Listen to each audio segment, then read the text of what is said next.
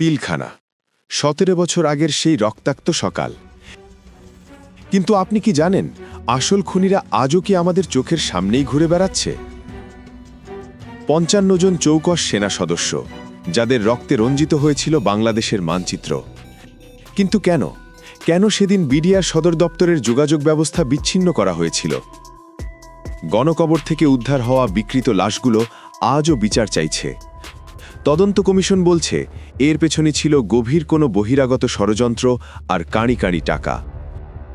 কিন্তু সেই সত্য কি কখনো জনসমক্ষে আসবে?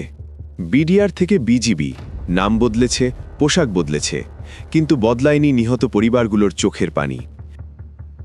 পিলখানার অসমাপ্ত অধ্যায় কি তবে অসমাপ্তই থেকে যাবে? নতুন সরকারের সামনে এখন বড় পরীক্ষা। তারা কি পারবে পর্দার আড়ালের মাস্টারমাইন্ডদের মুখোশ খুলে দিতে, নাকি এবারও সত্য ধামাচাপা পড়বে? আপনি কি তদন্ত কমিশনের পূর্ণাঙ্গ রিপোর্ট প্রকাশের দাবি জানান? আপনার উত্তর হ্যাঁ না কমেন্টে লিখে জানান।